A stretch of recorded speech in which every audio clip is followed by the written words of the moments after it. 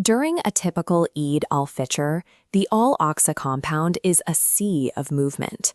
Up to 100,000 worshippers flood these courtyards at dawn, shoulder to shoulder, marking the end of Ramadan with communal prayer and celebration.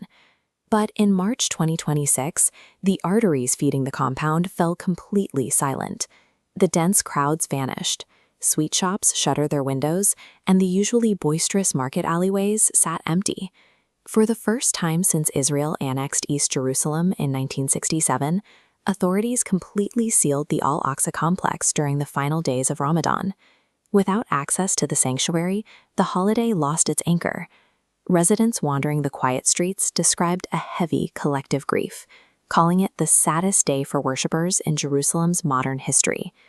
The immediate catalyst for these locked doors came from above. By late February, the regional conflict between Israel, the United States, and Iran had escalated into a direct multi-front war. Citing the threat of aerial attacks, Israeli authorities implemented a sweeping national security mandate. To limit potential mass casualties from a single strike, the government banned all gatherings of more than 50 people across the entire country. As the threat of geopolitical warfare dominated the airspace, the public practice of faith ground to a halt on the streets below. The government's warnings materialized in the sky during the holiday weekend. Air defense systems actively intercepted incoming Iranian ballistic missiles directly over the city's holiest sites. Shrapnel from an intercepted missile fell in the Jewish quarter, just 400 meters from the Al-Aqsa compound. Due to this tight proximity, the security lockdown expanded rapidly. Authorities sealed off the Western Wall, halting prayer services, and placed strict restrictions across the Christian quarter. Falling debris does not distinguish between a mosque, a synagogue, or a church. The indiscriminate nature of the bombardment forced a universal pause on public worship. Survival took absolute priority over sacred rituals, but the desire to pray remained. Denied entry to the complex, hundreds of Palestinian worshippers gathered outside Herod's Gate at dawn, unrolling prayer mats on the pavement to observe the holiday as close to the holy site as possible. As overflow crowds pushed against the barricades, the situation fractured.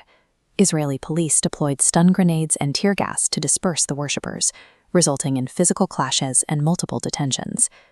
Beyond the physical confrontations, the lockdown devastated the local economy. Old city shopkeepers, who rely almost entirely on the surge of Ramadan foot traffic to survive the year, were barred from opening their businesses. 2 hours south, the observance of Eid looked even bleaker. Displaced families in Gaza gathered for their morning prayers, surrounded by the crushed concrete of destroyed neighborhoods, navigating a holiday stripped of its traditional comforts. Back in Jerusalem, the heavy green doors of the Church of the Holy Sepulchre also remained shut. Church leaders began preparing for a restricted, clergy-only Easter, echoing the isolation of the pandemic years. Across multiple faiths and territories, the communal joy of the holy season vanished, replaced entirely by isolation, economic hardship, and grief. While the physical danger of the missiles is immediate, Palestinians in Jerusalem carry a deeper political anxiety. They fear these wartime closures will leave a lasting impact on how the city is managed. Since 1967, a fragile agreement known as the status quo governed the site. The Islamic Waqf administers daily affairs inside, while Israeli police operate externally. But as the timeline shifts to 2026, complete closure shows the security apparatus entirely overriding the Waqf's authority. This conflict centers on sovereign authority.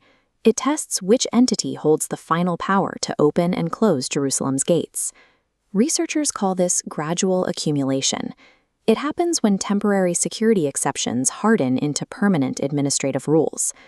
Local activists fear that the government will use the momentum of the war to normalize a heavier, permanent police presence, enforcing strict age limits and requiring digital entry permits long after the geopolitical conflict ends. Israeli authorities insist these lockdowns are strictly temporary, life-saving measures. But Palestinians see the mechanics of temporal and spatial division locking firmly into place. As the missiles stop and the doors eventually unlock, the psychological damage remains.